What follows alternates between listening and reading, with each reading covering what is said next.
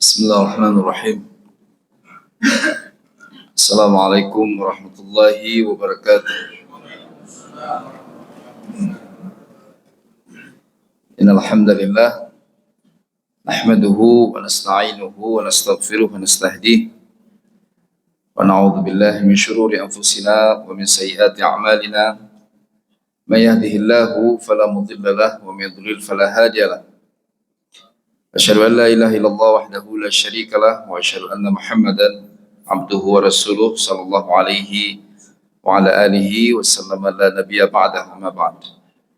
Ikhwatal iman, Bapak Ibu yang dimuliakan Allah Subhanahu wa taala. At-takwir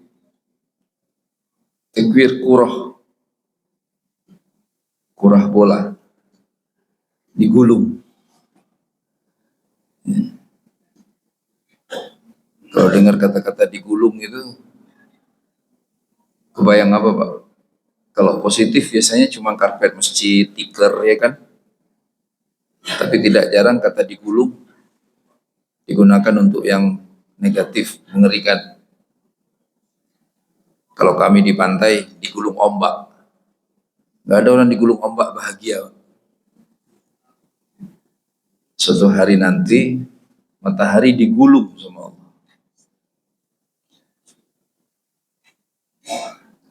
Masya Allah, dulu mungkin dengar ini kita syamsu kuwirat barangkali ya, tapi tetap menimbulkan rasa mengerikan. Karena kan berarti nggak ada matahari lagi, gelap. Isunya cuma itu, karena masa itu pencahayaan utama ya apa yang disediakan oleh alam, belum ada listrik dan sebagainya. Dan mereka benar-benar setiap hari sangat berharap matahari. Sesuai sebatas ilmu dan capaian pengetahuan pada masa itu. Nah, hari ini lebih mengerikan karena ukuran matahari yang luar biasa masifnya dibandingkan bola bumi. Besar sekali. Jadi bumi itu begitu dibandingkan, diilustrasikan, misalnya letaknya didekatkan, mataharinya sebesar ini, bumi cuma satu titik. Dan objek sebesar itu digulung oleh Allah Subhanahu wa taala. Sestabil itu digulung. Sepenting itu digulung. Maka mungkin kekuasaan gak digulung? Apa mungkin kemapanan gak digulung?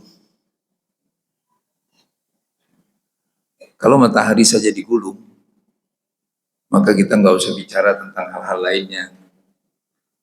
Kecil buat Allah Subhanahu wa taala. Ketika ada kezaliman, ada kemungkaran, kelihatannya eksis, kelihatannya tak terkalahkan, maka itu karena memang sedang dibiarkan oleh Allah untuk terlihat seperti itu. Karena memang waktunya belum tiba. Syekh Sya'rawi almarhum, mantan menteri agama tahun 70-an di Mesir, yang ada tafsirnya itu, Khawatir Quran. Beliau bilang, ketika kita lahir kita, itu panah kematian itu sudah dilepas dari busurnya. Jadi panahnya itu sekarang sudah menuju kita, panah kematian itu. Cuman yang kita nggak tahu berapa jauh jaraknya, kapan itu akan kena badan kita. Berangkat dari prinsip setiap yang hidup pasti mati. Kalau nggak pengen mati jangan hidup. Jadi ini kita dikejar terus oleh panah kematian. Cuma nggak tahu kapan timing panah itu kena ke badan kita. Di mana, kapan, dalam kondisi apa, hanya Allah yang tahu persis. Maka juga sama, kalau matahari saja sepenting itu, semasif itu ukurannya, Gak kebayang rahimakumullah. Bisa kuwirat, maka apalagi sekedar kedudukan, sekedar kepentingan, sekedar pengaruh, sekedar umur, sekedar kolega, itu luar biasa super kecilnya dibandingkan matahari. Maka langsung sebenarnya cukup satu ayat aja bikin kita lemes langsung. Ya udahlah, apa yang mau dipertahankan? Apa yang mau dipertahankan? Nggak ada yang bisa dipertahankan. Yang bisa dilakukan adalah bersih-bersih hati, maafin orang lain, banyakin niat baik, segera berbuat. Karena hanya itulah yang bertahan. Iya kan? Sisanya nggak ada yang bertahan. Rasanya nggak mungkin runtuh, rasanya nggak mungkin jatuh, rasanya itu rasa doang. Faktanya jatuh. Ya. Semoga saudara-saudara kita yang sedang dilanda musibah gempa bumi hebat di NTT semuanya ditolong oleh Allah Subhanahu wa taala. Ya. Yang jadi musibah meninggal, semoga Allah ampuni salahnya, Allah terima amalnya, Allah tinggikan derajatnya. Saudara-saudara kita seiman, enggak ada yang duga itu. Persis bagaimana kejatuhan-kejatuhan lainnya. Benar-benar bisa dihitung jari kejatuhan yang bisa diprediksi. Sisanya bukan hanya nggak bisa diprediksi, tapi pihak yang sedang tinggi itu, yang meninggi itu, bahkan merasa kami tidak mungkin jatuh. Ya. Kita syamsu, kita orang tua juga begitu kan, bersinar kita. Kapan? Lagi anak-anak masih kecil, luar biasa. Ada filosof itu bilang, bagi anak-anak orang tua itu Tuhannya, Tuhan pertamanya. Maka dia nangis kalau jauh dari Tuhannya. Sebagian orang tua juga nggak sadar tiba-tiba merasa beneran jadi Tuhan. Begitu mulai bisa mendidik anaknya, apa aja dia sandarkan kepada dirinya. Awas, nanti ayah marah. Lakukan ini ayah suka. Emang ayah Tuhan? Harusnya sandarkan ke Allah. Kita syamsu kuwirat. Jadi bapak-bapak, ntar kalau main ke teman pak, lupa masjid, lupa sedekah, lupa Quran, lupa ngaji, lupa berbuat adil, hanya gara-gara dia sedang berada pada kedudukan tertentu. Oh pak, nggak usah cerita panjang-panjang. Bang, assalamualaikum. Idza syamsu kuwirat. Ya, langsung pulang aja setelah itu. Satu ayat aja. Nanti kan beliau pasti nyari ke ini apa ini orang ini kok idza syamsu kuwirat. Baik. Kita bagi tiga, bapak-bapak, surat ini ayat 1 sampai 14. Cerita tentang eskalasi fenomena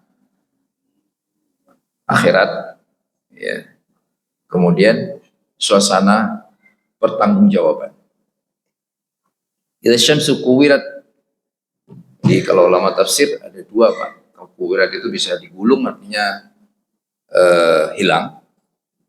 Dan itu kemudian juga berarti yang keduanya digulung berarti ya enggak kelihatan lagi, hilang. Jadi hilang dalam makna digulung, hilang dalam makna kehilangan cahaya sinar. Gitu. Jadi objeknya digulung dan kemudian sinarnya juga tidak lagi kelihatan. Itu syamsu. Yang jelas yang mengerikan lah, rahimakumullah.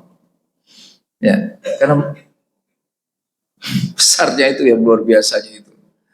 Ya bapak kalau itu iseng-iseng baca-bacalah bagaimana report tentang luar angkasa itu.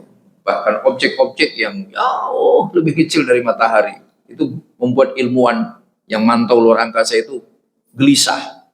Pernah kan? Tahun lalu apa 2 tahun lalu katanya ada objek yang terus mendekat ke bumi. Ilmuwan terus memantau. Tapi kemudian ilmuwan semua lega. Ternyata objek itu begitu udah makin dekat dia belok.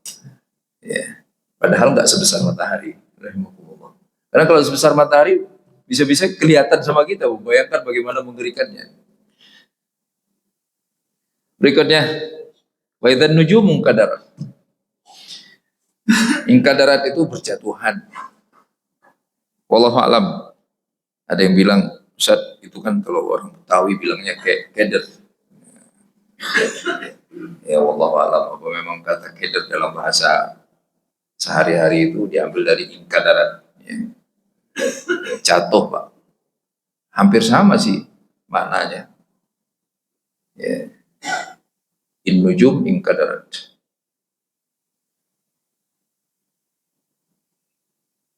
Fenomena meteor. Ya. Jatuh, lenyap, menghilang. Yang ketiga, wa idzal jibalu suyirat, dihilangkan, gunungnya dihilangkan. Ada juga yang menyebutnya diperjalankan, sayarah, masirah. Sesuatu yang nggak pantas terjadi terhadap objek-objek yang sangat masif di semesta ini. Matahari digulung, gimana ceritanya itu? Bintang pada berjatuhan, lenyap kemudian. Gunungnya bergeser, suyirat berjalan. La ilaha illallah. Itu pemandangan yang bikin kita nggak bisa tenang. Soalnya bapak ngalami itu kan waktu gempa Jakarta, mungkin beberapa ngalami kan waktu itu, yang plafon jatuh di beberapa gedung perkantoran beberapa tahun yang lalu. Ya, itu shocknya masih. Plafon jatuh lah, ini matahari lagi mau kemana? Gunung berjalan, nggak mungkin kita masih bisa bernafas itu melihat pemandangan itu. Lanjutannya di ayat keempat, wa idzal isyaru uttilat. Isyar ashrun 10 bulan. Unta bunting 10 bulan. Uttilat, mu'attal, diabaikan. Potensi ekonomi yang paling penting, paling diharapkan, malah diabaikan ketika peristiwa itu terjadi. Dan itu benar.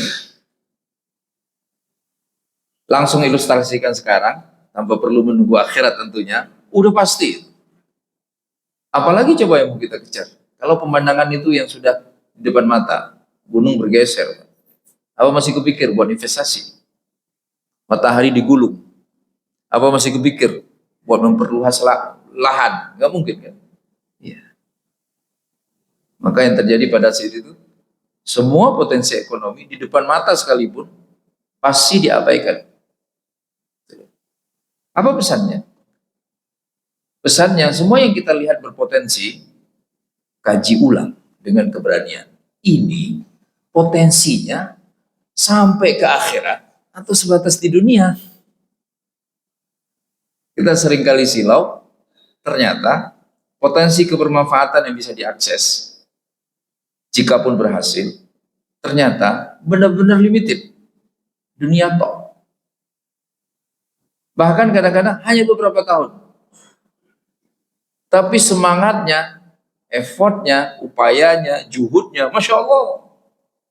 Sholat tunda dulu, jamaah nanti dulu, baca Quran ntar aja bulan Ramadan. Semuanya dipending demi potensi sementara. Jangan tunggu akhirat. Ya kan? Mumpung nih lagi sehat. Silahkan, manusia kan memang senang dagang.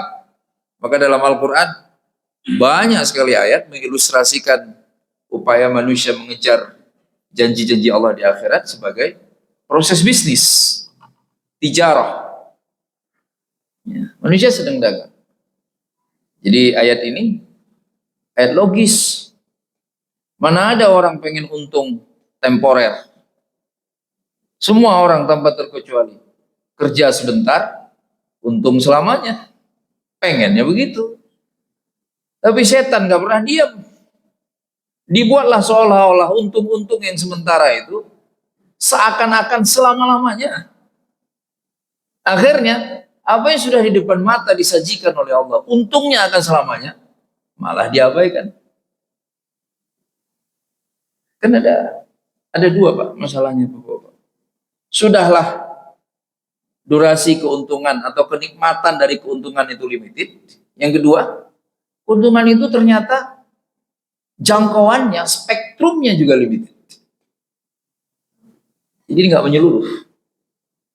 Kita kan pengennya menyeluruh dan dalam jangka waktu yang lama. Kalau perlu abadi. Yang seperti itu adanya di mana? Di amal-amal yang niatnya karena Allah dan diniatkan untuk ibadah. Sisanya nggak mungkin. Ini kayak kita sholat jamaah ini Bapak. Itu Masya Allah. Masya Allah. Ya kita kan, ya mungkin Bapak juga mengalami itulah. Walaupun mungkin menyadarinya atau tidak. Coba Pak, kita sering berjamaah, udah lama kita berjamaah. Sulit sekali. Orang rutin berjamaah, tulus ikhlas karena Allah, disiplin, benar caranya, hidup menyebalkan. Disebelin orang-orang, itu susah Pak. Hidup menalu, bergantung sama orang lain. Susah yang begitu kalau dia rutin berjamaah, benar cara dia berjamaah. Diuntungkan dia oleh Allah. Dia dapat untung banyak dari sholat jamaahnya. Akhiratnya belum, karena masih hidup, masih bernyawa, masih bernafas. Tapi sejak ia nurut sama Allah, jamaahnya dilakukan dengan cara yang benar, maka bahkan di dunianya sudah mulai terlihat bahagia. Sudah mulai terlihat makin hari makin membaik.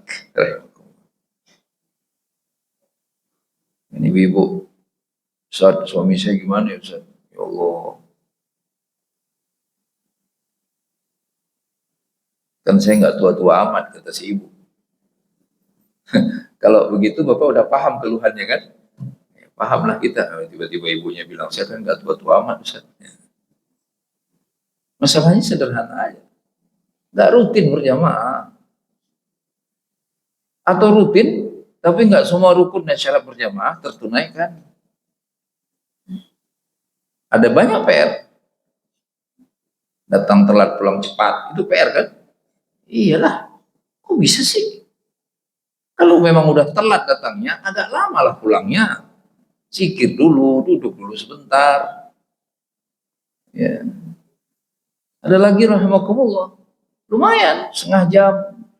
Tapi Masya Allah, kalau kata orang kampung saya, kayak kudidi. Kalau kata hadis, ayam matuk bumi. Nggak ada tumak ninah sholatnya. Buru-buru sekali. Di rahimakumullah wa idhal isyaru utilat. Isyaru utilat. Jangan tunggu kiamat kecil itu terjadi. Ini kan cerita kiamat besar. Kita semua akan mengalami secara personal kiamat kecil. Momen sakaratul maut. Baru lupa investasi dunia. Lah, rahmatullah.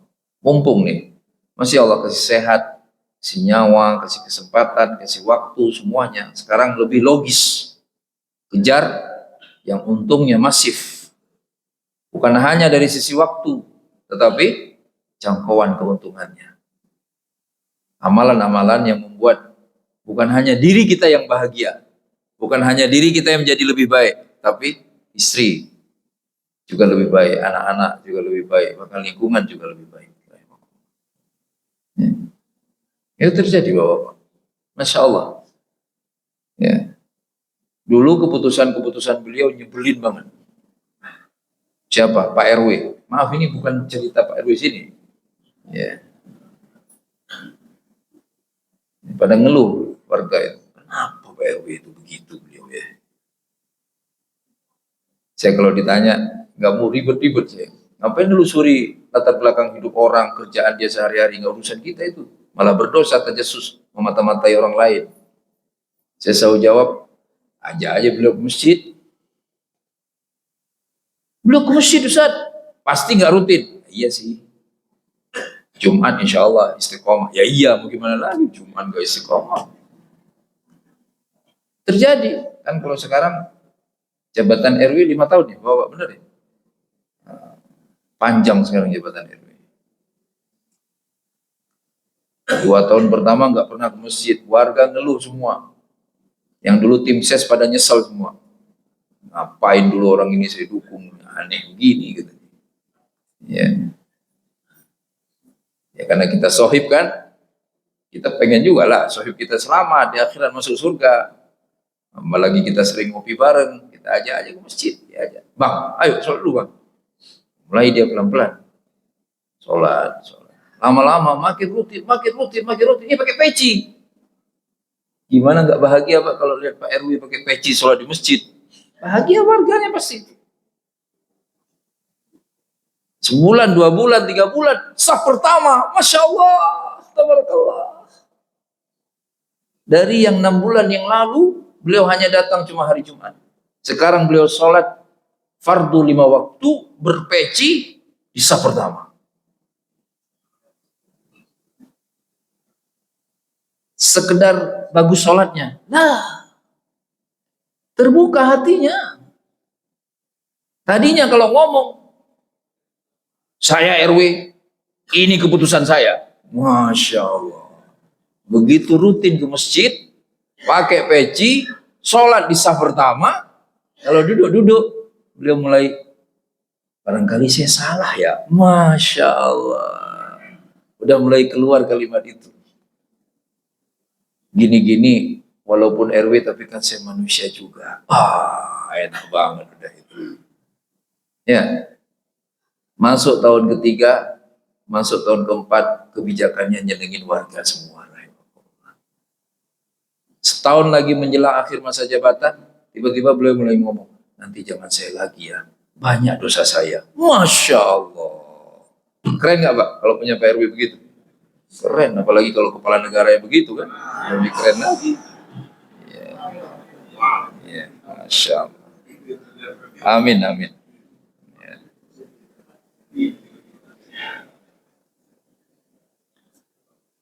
Wa idzal aisyaru uqtilat. Wa idzal, lanjutannya wuhushu husyirat. Wuhush, wahsy, hewan liar dikumpulkan. Husyirat itu mahsyar, padang mahsyar. Dikumpulkan. Ya. Ya. Ini kan dampak dari tadi fenomena semesta, matahari, bintang, kemudian gunung. Semuanya bergeser. Semuanya menghilang. Jangankan manusia, kalau manusianya langsung lupa bisnis, lupa angan-angan dunia, itu di manusianya. Tapi di makhluk Allah yang lain, hewan liarnya ngumpul. Wuhush itu ya termasuk bisa dimaknai sebagai binatang buas yang biasanya ngumpet. Kita kalau nemu ular kan sesekali aja Pak, nggak ada ular setiap hari ada jalan-jalan gitu, nggak ada. Ya kan? Kalau kami di kampung nggak gitu. Kalau jalan malam sesekali doang, kebetulan ada harimau nyebrang jalan. Kalau kita ke Melabuh apa itu, kayak sesekali Pak, nggak tiap hari kita lihat harimau. Ya kan? Nah ini wuhush husyirat, ngumpul semua, keluar ke permukaan, keluar dari tempatnya, dari huniannya. Pemandangan mengerikan lainnya. Gak mungkin terus kita tenang aja. Lah, rahimakumullah nih, ibu, maaf, ibu kalau tiba-tiba nggak sengaja salah semprot, itu semprot-semprot, keluar kecoa semua, panik kan ibu-ibunya kan? Baru yang keluar cuma kecoa, wa iza kecoa husyirat, panik si rumah, kenapa kecoa semua keluar? Ini wuhush, rahimakumullah. Jadi ngeri semua, dari atas ngeri, lihat kiri kanan ngeri, dari perut bumi ngeri. Wa idzal biharu sujirat, lautan dipanaskan. Ada dua kata mufassirin, laut muap, meluap maksudnya. Ya, rahimahullah. Jadi nggak kelihatan lagi batas ini mana sih bibir pantainya sebenarnya, meluap. Mirip yang mungkin Bapak kemarin dapat video dari saudara-saudara kita di NTT itu. Ya. Atau ada juga yang menyebutkan maknanya waidzal biharu sujirat itu lautnya terbakar bahkan. Memanas. Dan itu tidak menutup kemungkinan sama sekali. Mungkin terjadi. Toh ada sisi-sisi laut di muka bumi ini yang lahar panasnya tetap menyala. Apinya tetap menyala. Jadi rahimakumullah, lautan juga tidak aman. Maka ketika dibangkitkan wa idzan nufusu zuwijat, berpasangan, jiwa berpasangan. Pertanyaannya, berpasangan sama siapa? Berpasangan dengan orang-orang yang satu tipe. Pemabuk, kelompok pemabuk. Pembohong, kelompok pembohong. Jamaah masjid, insya Allah bersama jamaah masjid. Begitu penjelasan yang disampaikan oleh para mufassir. Ini yang makin mengkhawatirkan. Bayangkan Pak, nauzubillah min dzalik, semoga semua Allah jaga kita Bapak-bapak. Bayangkan di dunia terkenal sebagai sosok baik. Karena kan kita urusannya di dunia menilai orang secara dohir saja. Beliau nggak pernah kelihatan nyakitin orang, nggak pernah kelihatan dolimi orang. Berarti baik kan? Baik. Bayangkan begitu dibangkitkan, ngumpulnya sama orang-orang yang bermasalah. Naudzubillah min dzalik. Kata ulama Pak, bahas ini kan ayatnya singkat saja, nufusus zuwijat. Mengingatkan kita jangan sampai ada banyak aib, ada banyak kebiasaan buruk. Hanya gara-gara nggak ketahuan sama orang lain, kita seenaknya terus melakukannya. Ya, hari ini ada kan rahimakumullah yang begitu. Kalau di depan publik, masya Allah berpeci. Di depan publik, masya Allah kelihatan cinta masjid. Begitu di lingkungan internalnya, menghabiskan malam dengan khamr. Kok berani? Karena merasa yang tahu hanya konconya, CS-nya. Ya, nauzubillah misalnya itu terjadi. Ya, kita nggak pengen bongkar aib orang, pengen tahu aib orang aja nggak mau, ngapain? Aib kita banyak kok. Maka ini bahasnya untuk diri kita sendiri, rahimakumullah. Ya, jangan merasa aman hanya gara-gara secara dohir kita terlihat baik lah. Batin pun harus baik. Secara rahasia pun kita harus baik. Karena Allah tahu semuanya. Kayak apa itu? Udah selesai itu kan? Udah selesai. Begitu dibangkitkan, ngumpulnya sama orang nggak bener, mau ngapain lagi? Itulah status kita itu. Status hakikat. Di dunia biasa aja, orang-orang anggapnya nggak penting. Tapi dia lahir batin benar. Mau ditelusuri bagaimana tidurnya, bagaimana sama siapa dia jalannya, bagaimana menghabiskan malamnya, bagaimana liburannya, benar semua. Di dunia orang nggak ada yang tahu, menilainya sosok biasa, cuma rutin ke masjid tok. Begitu dibangkitkan di akhirat, ngumpulnya sama orang-orang soleh dong, masya Allah. Ya, maka bapak-bapak kita tinggal nilai aja diri kita masing-masing lah, nggak usah nilai-nilai orang, capek kita kan. Ya, ini kira-kira nih, kalau sekarang dicabut nyawa, kita masuk ke grup mana nih? Ayo, gitu lah, bapak. Kita tinggal nilai diri kita masing-masing. Ibu-ibu juga ya, Bu. Ibu-ibu juga sama lah. Ibu misalnya mikir saya, ini kalau saya mati, kira-kira masuk kategori istri soleha apa istri pelawan suami nih? Misalnya, Ibu. Ya. Kenapa bapak-bapak yang senyum? Baik, lanjut.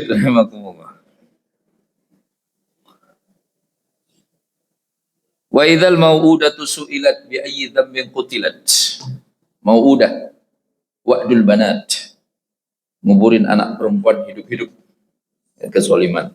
Bapak ini perlu diluruskan ya, tidak semua suku Bapak di Jazirah Arab. Nanti jangan orang Arab itu anak, enggak semuanya. Justru banyak sejarawan mengatakan ini hanya sebagian kecil. Jadi tradisi sebagian kecil suku yang ada di Mekah saat itu, Ba'dul Balad. Tapi kenapa diangkat isunya oleh Allah di sini? Karena kemungkaran sekecil apapun harus diselesaikan. Masya Allah. Yang paling menarik Pak, komentar mufassir kontemporer untuk ayat ini. Ayat ini jadi dalil penting. Gak usah cerita emansipasi wanita kepada orang Islam. 15 abad lalu, Quran sudah bicara tentang perlindungan anak perempuan. Jangan dibunuh. Ini kan ancamannya luar biasa, Pak. Bahasanya tuh Bapak lihat, Bapak. Kalau kita terjemahkan di Pak, lihat terlihat. Wa idzal mau'udatu su'ilat. Ketika anak perempuan, gadis, bayi kecil itu dibunuh. Anak itu ditanya, bi ayyi dzambin qutilat. Kenapa engkau dibunuh? Mana ada anak itu yang ditanya? Siapa yang ditanya, Pak? Pembunuhnya lah. Kenapa Allah malah menyebutkan anak itu yang akan ditanya? Untuk menggambarkan bahwa pelakunya nggak akan bisa luput dari sanksi hukum dari Allah Subhanahu wa Ta'ala. Masya Allah. Baik, punya pengaruh apa? Punya kekuatan apa? Baik, Pak. Belum punya jabatan, belum punya kedudukan, tapi suara bayi didengar sama Allah. Jangan coba-coba remehkan perempuan. Ibu jangan ngomong gini ke suaminya ya. Ini lagi tafsir, lain lagi ceritanya. Nah, itu yang dihafalin lagi. Ya. Ini dalil penting tentang Islam sangat melindungi hak perempuan. Bayi saja dilindungi. Di akhirat mereka dipersilahkan berbicara. Udah pasti nggak ada salahnya. Artinya pelaku kezaliman terkhusus terhadap perempuan nggak pernah bisa lari dari hukum Allah. Keren ya, rahimahullah. Nah, Bapak nggak usah ribet-ribet, makanya juz amma hafal saja Pak. Duduk-duduk dikit-dikit hafal aja. Pasang target 5 tahun, 6 tahun nggak apa-apa. Kan jadi ada dalil kita kan. Kan orang ngomong isu gender lah, emansipasi lah. Seolah-olah agama ini nggak ngatur itu. Langsung Bapak baca. A'udzubillahi minasyaitonir rajim. Wa idzal mau'udatu su'ilat bi ayyi dzambin qutilat. Wah. Itu seisi ruangan itu kediam semua itu. Ya. Lanjut. Wa idzas suhufu nusyirat. Ini udah di akhiratnya nih. Akhirnya rapor mulai didistribusikan, dibagikan. Suhufu nusyirat. Dibagikan. Semua dapat. Dan ini momen yang paling tidak menyenangkan. Kenapa? Karena kita tidak lagi mampu untuk memanipulasi laporan. Soheh Bapak-Bapak? Iyalah. Pengen terlihat negara ini kaya. Tinggal main aja ke BPS. Bikin survei negara ini kaya. Jadi laporan negara ini kaya. Soheh kan? Iya. Mudah. Di akhirat bisa Pak. Majhul. Ya kan? Bukan maklum. Kalimatnya pasif, bukan aktif. Ketika laporan didistribusikan. Mengandung makna apa? Kita nggak bisa ngapa-ngapain, nerima doang. Sekaligus nasihat. Harusnya laporan itu tidak diminta, tidak direkayasa oleh si penerimanya. Mana ada coba kita sekolah nih. Pak, Bu, kita sekolah. Terus kita bilang ke wali kelas, guru jangan lupa rapor saya ya. Itu salah nggak namanya itu? Udah gitu pakai ngomong lagi, wali kelas jangan lupa ya, saya itu nggak pernah bolos. Wih, Masya Allah. Guru jangan lupa ya, saya ini ikut ujian kemarin dan saya bisa jawab semuanya. La ilaha illallah. Nah, di dunia mungkin bisa, ya kan? Iya, mengintervensi laporan. Orang dia minta, dibikinkan laporan. Maka dia sudah punya gambaran seperti apa maunya laporan itu. Laporan yang jujur itu dibikin oleh pihak lain, bahkan tanpa permintaan dari kita. Kita nggak tahu menahu, tiba-tiba ada laporan. Nah itu di akhirat. Masya Allah. Dan laporannya inklusif. Mulai dari apa yang ada dalam hati, apa yang terjadi dalam sembunyi, apa yang disimpan dalam laci dan lemari, termasuk apa yang ada dalam kotak besi, semuanya terlaporkan. Gak bisa sama sekali dimanipulasi. Mengerikan. Wa idza suhuf nusyirat. Sekarang kan bisa kan? Bisalah. Ada pihak bikin laporan dia, tugasnya lembaga pelaporan misalnya. Kita tinggal telepon aja, itu sebelum diumumkan ke publik, kirim dulu lah kopinya ke saya atau draftnya. Bolehlah saya baca dulu. Itu bukan laporan namanya. Ya. Mana ada draft laporan amal? Nggak ada, langsung dari Allah. Kalau baik, alhamdulillah. Kalau enggak, na'udzubillah. Wa idza suhufu nusyirat, maka nah inilah pentingnya merenung. Bapak, Ibu, kalau kami, Bapak-bapak, itu merenungnya di warung kopi kan. Pak, jangan merenung sendiri, bahaya. Ya, kalau di masjid baguslah kita duduk merenung. Nah, ini kira-kira kalau sekarang nerima laporan aman nggak ini ya dari akhirat? Kalau nggak aman, segera berbenah diri.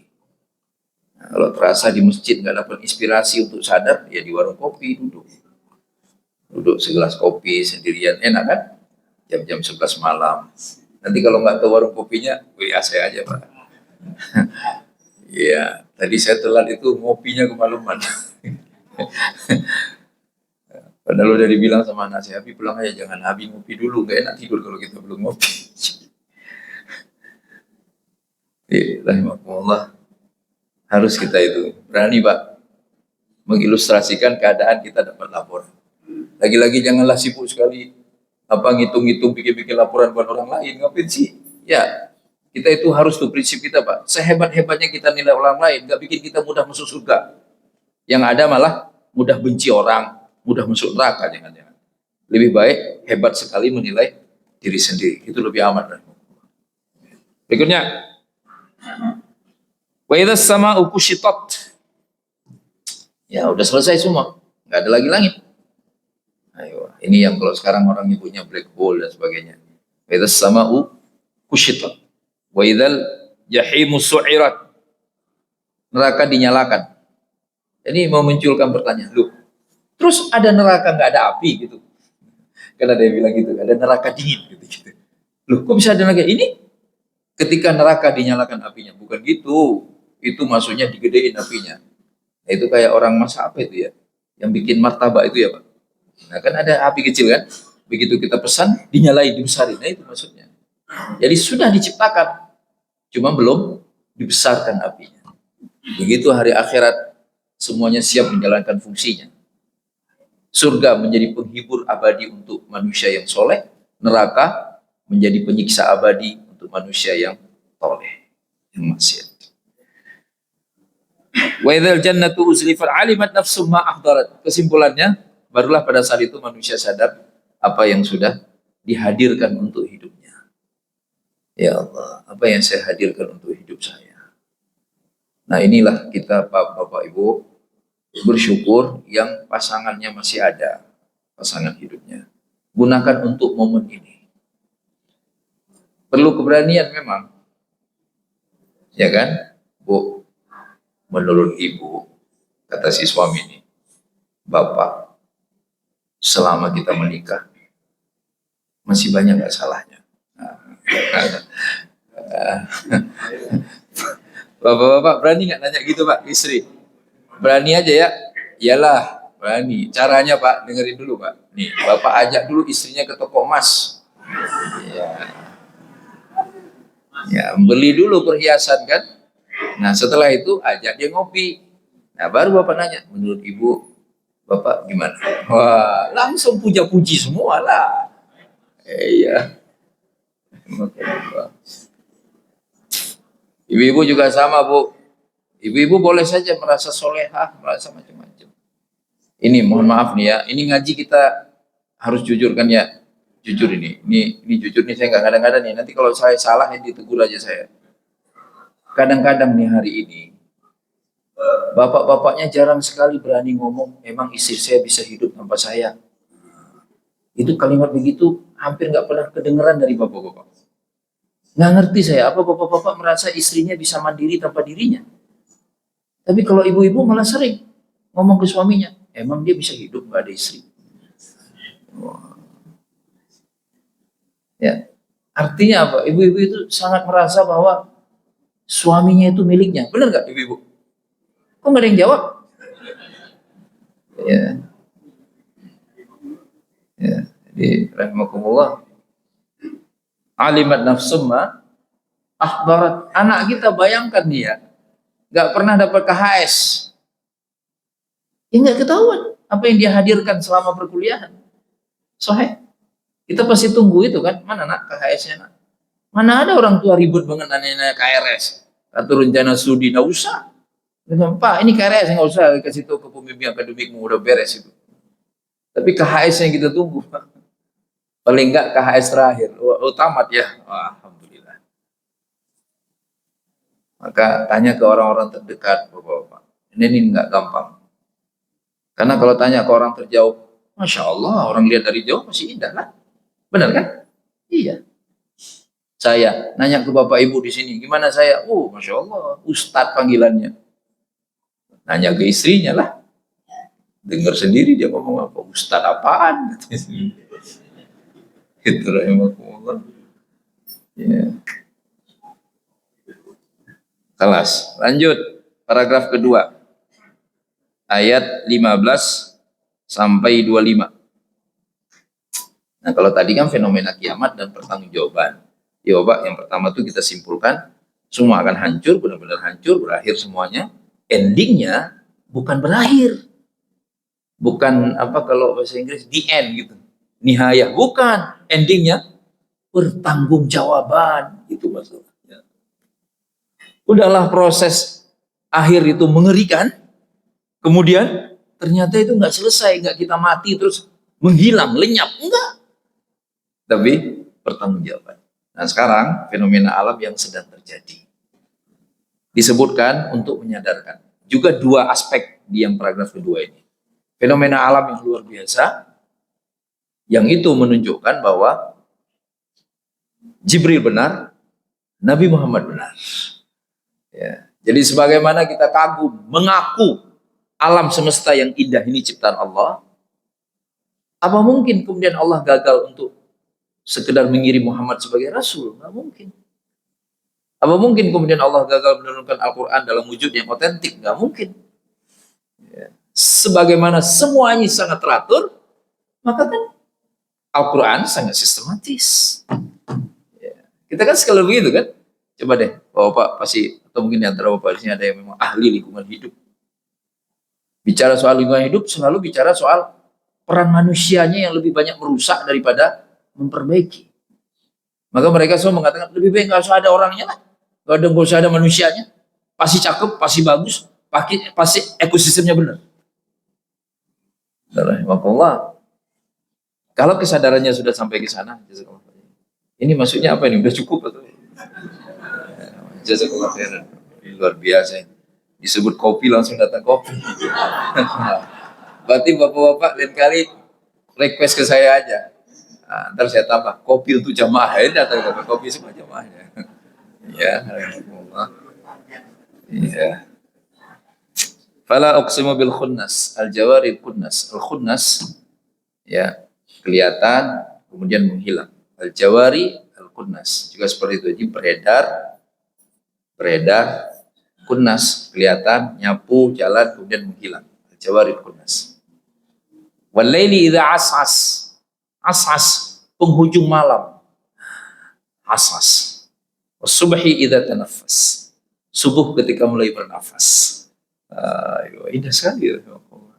Itu iramanya, Pak. Nah, ini nih, Bapak, ada istilah dimming kan?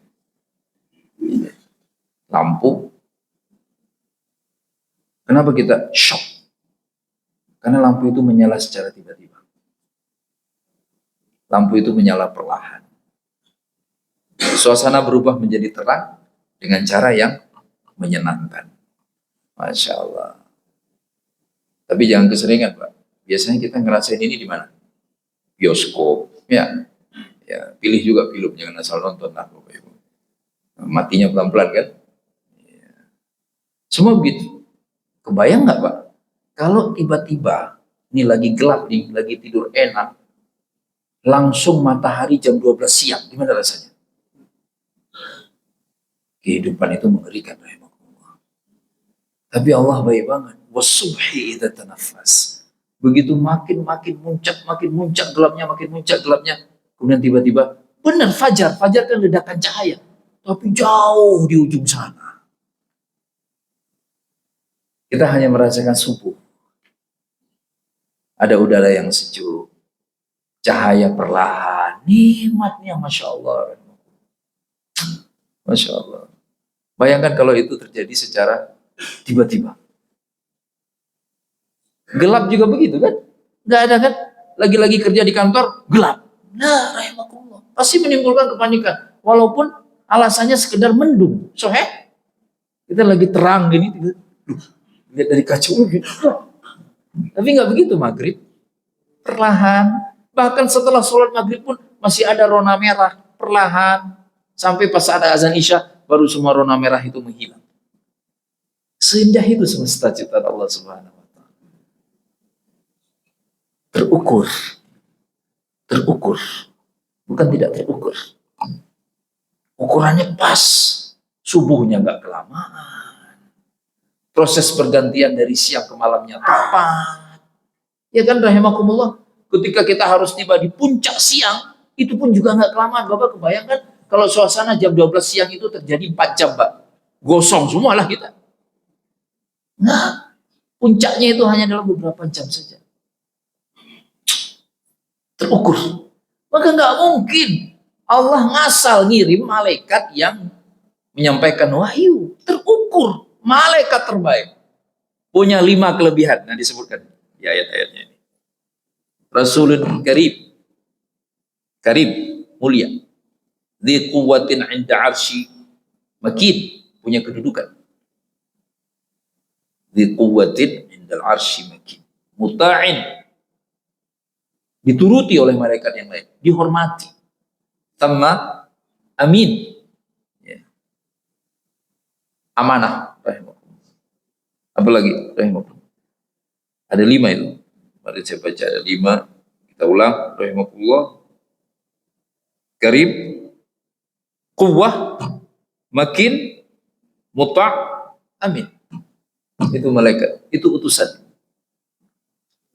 Kata ulama tafsir adabi wal istimai, kata mereka, siapapun yang kita tunjuk untuk mengemban amanah, penting agar dia tidak menyeleweng, pilih orang dengan 5 kriteria ini. Karim, mulia. Kemudian yang kedua, quwwah, ya kan, punya kekuatan untuk melakukannya. Makin punya kedudukan, terpandang. Jangan sampai dulunya dia orang hina. Jangan gitulah. Selama ini dia terlihat orang baik dulu. Itu yang bisa dipilih. Kita nyebutnya dengan istilah track record. Makin. Muta', memang diiyakan oleh orang-orang tanpa rekayasa. Amin, amanah. Bayangkan kalau amanah itu diberikan kepada orang yang punya 5 kriteria ini, maka pasti akan luar biasa. Nah, nanti ibu silakan Bu nilai suaminya memenuhi 5 kriteria ini enggak? Insya Allah lah. Iya kan? Karim itu apa? Suka memuliakan. Ibu merasa dimuliakan nggak oleh suaminya? Sangat. Iya, luar biasa. Kuat, masih punya kekuatan. Kuat, laki-laki masa lemah. Yang ketiga, makin terpandang. Kemana-mana dipanggil Pak Haji kan, terpandang. Ya. Kemudian muta', orang-orang menghormatinya enggak? Kalau beliau ngomong didengerin enggak? Didengerin. Alhamdulillah. Yang terakhir, amin. Apakah keluarga merasa aman? Keluarga merasa aman. Keluarga bahagia kalau beliau pulang. Nah ini yang paling susah nih. Jadi kalau istri gelisah kalau suami pulang, itu berarti suami yang gak aman. Ya. Bagian terakhir dari surat ini rahimakumullah, kalau Rasulullah nggak perlu lagi kita baca, apa kita skip karena udah fix. Ya, terima yang menarik di sini wa masahibukum bimajnun. Temanmu itu nggak gila. Ini yang sering dibahas oleh mufassir. Kenapa Allah nyebut Nabi itu temannya orang musyrik? Ya, orang musyrik itu temannya Nabi. Aslinya. Mereka tahu persis kayak apa Nabi. Oh, mereka senang sama Nabi. Nabi dikasih gelar alamin dan sebagainya. Begitu Nabi menjelaskan bahwa dirinya sudah dapat wahyu, sudah jadi Nabi, malah dituduh gila, majnun. Ya mana mungkin, kita kan kalau teman tahu lah bagaimana aslinya teman kita. Jadi kalau dalam bahasa kita ini, udah jangan ngarang-ngarang, kamu tahu kan yang jadi nabi itu temanmu sendiri, mana ada temanmu itu gila dan sebagainya. Terakhir penutup, paragraf terakhir rahimakumullah, fa aina tadhhabun in huwa illa dzikrul lil alamin liman syaa'a minkum an yastaqim wa man tasyauna illa yasha Allah rabbul alamin. Liman syaa'a minkum an yastaqim. Jalan yang lurus itu hanya bagi orang yang ingin lurus. Nih, perhatikan Bapak, luar biasa ayatnya.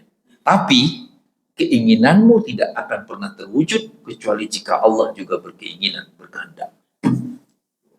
Ulama Pak, ini ending dari surat ini nih, ini jadi dalil penting untuk pembahasan prinsip ilmu kalam. Kita nggak boleh jadi qadariyah, nggak boleh jadi jabariyah. Jabariyah itu apa? Bahwa kita hidup terpaksa, kita kayak robot dikendali Allah. Dampaknya mengerikan Pak. Jadi kalau orang Jabariyah itu dia kalau lihat orang baik dia bilang apa?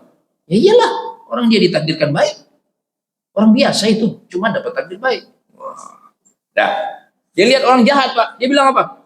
Ya biasa aja, bukan dia yang jahat, dia ditakdirkan jahat. Kacau nggak kalau begitu Pak? Kacau lah, ini ada maling sendal, ketangkep. Dia bilang Pak, kalau Allah nggak takdirkan saya maling, saya nggak akan maling. Bapak ngomong sama Allah aja. Gimana itu Pak? Kacau kan, itu orang Jabariyah itu Pak begitu. Nah ini dibantah dengan ayat ini. Ya kan. Nah terus ada Qadariyah. Qadariyah lebih gawat lagi. Kata Qadariyah Pak, manusia itu punya kebebasan. Nggak ada urusannya Allah. Kita melakukan apapun itu hak kita, kita yang memutuskan. Maka dari itu kita yang bertanggung jawab. Nah itu bahaya juga dari makumah. Apa bahayanya? Terus Allah nggak tahu gitu.